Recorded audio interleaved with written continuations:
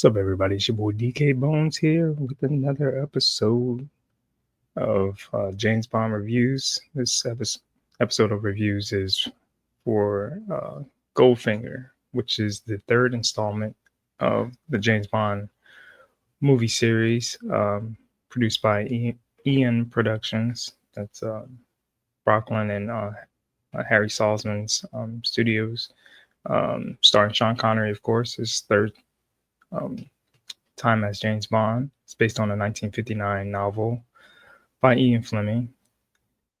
The film also stars Hunter Blackman, Jared Froby, and Shirley Eaton. Um,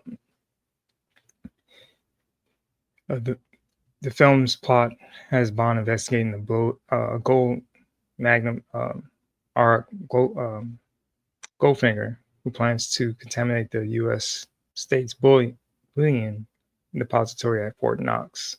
Goldfinger was first Bond film to take over $100 million, which um, was a big thing back then. $100 million was big money back in those days, with a budget equal to that of two preceding films. So they upped the ante in this movie, succeeding both films before because they were trying to get James Bond along. Uh, Goldfinger was heralded as a film in a franchise where James Bond comes into focus, many elements introduced, and it appeared in many other latter James Bond films, such as extensive use of technology and gadgets by Bond, extensive pre-credit sequences that stood largely alone from the main plot, multiple foreign, local, and tongue-in-cheek humor. Film release led to a number of promotional license tie-in items, including an Aston Martin DB5 car from Core Toys, which became one of the biggest sellers in toys of the 1960s. You can look that up. That was pretty cool. Goldfinger was the first Bond film to win an Academy Award for Best Sound Editing and opened to largely favorable critical reception. The film was financially success, recouping its budget in 2 weeks and grossed over 120 million worldwide in 1990. It was ranked 70th in the BFI top 100 British films. So we're going to get into the plot, and then I'll give you my overall review of Goldfinger.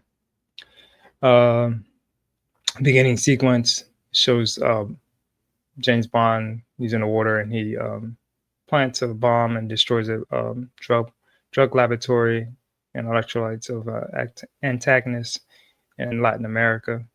Then it cuts into the theme song for James Bond, which was sang by Shirley Bassey, and I think she sang 3 theme songs. I think she sang this one, Diamonds Are Forever, and Moonraker. Anyways, it then leads over to Bond in Miami, where M has sent him there, and he's followed up with Felix Leiter with instructions to observe the bullion dealer, our Goldfinger. We're just going to call him Goldfinger for now on, in a hotel in Miami. Bond basically discovers Goldfinger cheating at a game of cards. I think it was like Jim Rummy or something.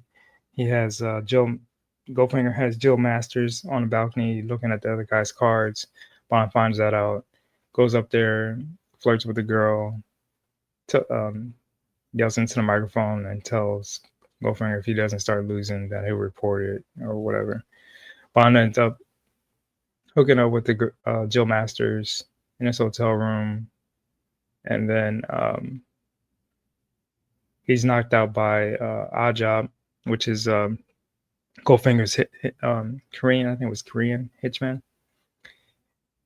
And he wakes and finds Jill Master painted in gold. Then he has to report it to Felix. Next thing, it cuts into Bond back in London, where discusses they need to investigate Goldfinger. So Bond is told to investigate Goldfinger.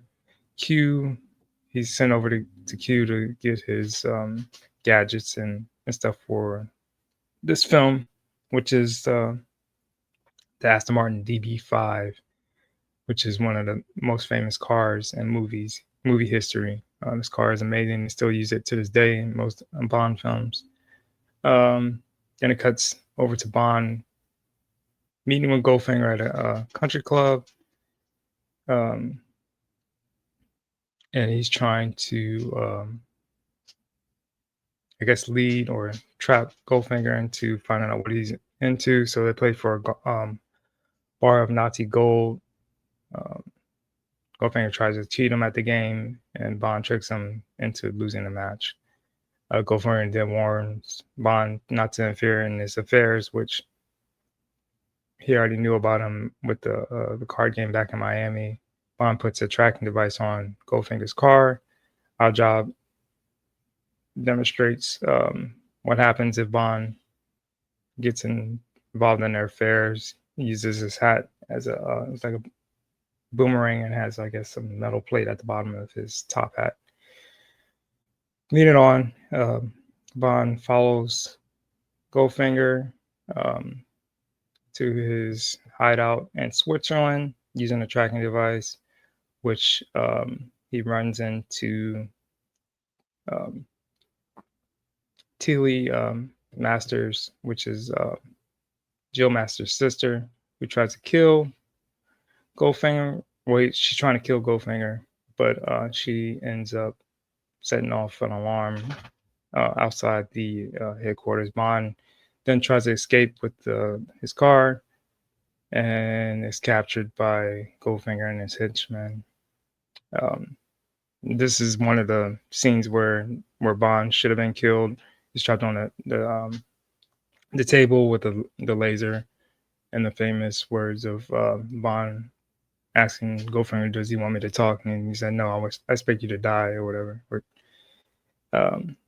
Then he reveals that he knows about Operation Grand Slam, which he didn't, but Goldfinger couldn't take the chance of the other people finding out Operation Grand Slam, which is trying to set a bomb in Fort Knox. Then it shows Bond on the airplane with Pussy Galore, which James Bond movies always have infamous of having female crazy names back then. I don't know how it is now, but they have unique names. Anyways, Bond escapes. Led to they land into Kentucky, where Goldfinger has him in his little has him in a cell. Bond escapes the cell, finds out that the real plans of Goldfinger's Operation Grand Slam. Then Pussy Galore captures him. Goldfinger is told Pussy to watch over Bond, and she ultimately, I guess, Bond makes love to her. It doesn't show her, but they do a little sequence of fighting each other, and I guess he seduces her. Anyways, it leads into Operation Grand Slam, where Pussy Galore is flying sugar spray gas over Fort Knox, which is supposed to be knocking all the guards out, and they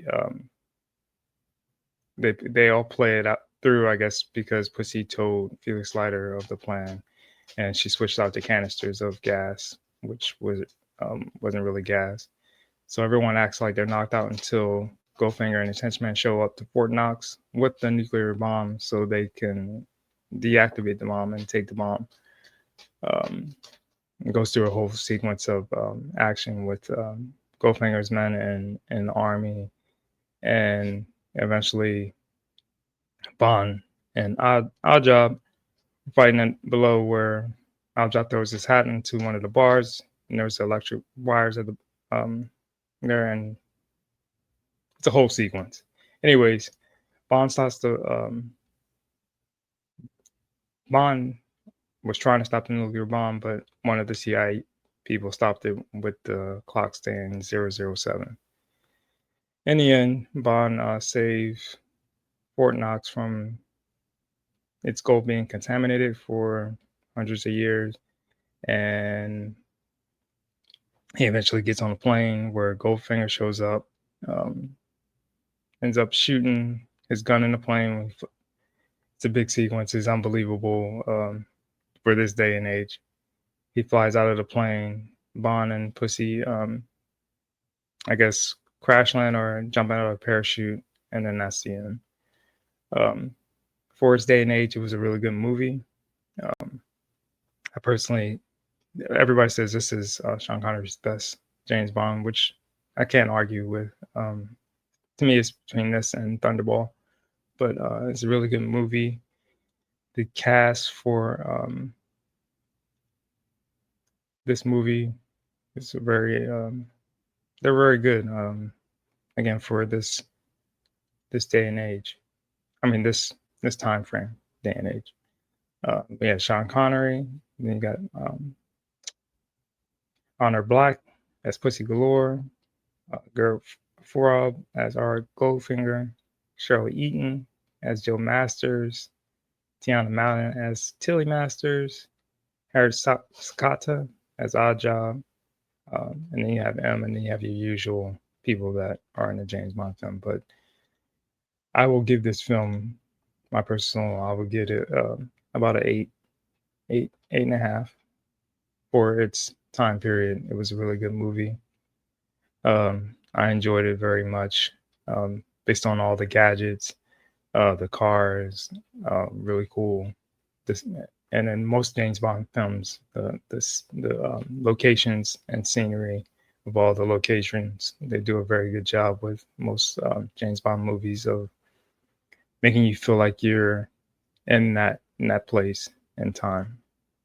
Anyways, this is my review on Goldfinger, and please hit the like and subscribe. Let me know, leave a comment, let me know what you think, and everyone be blessed.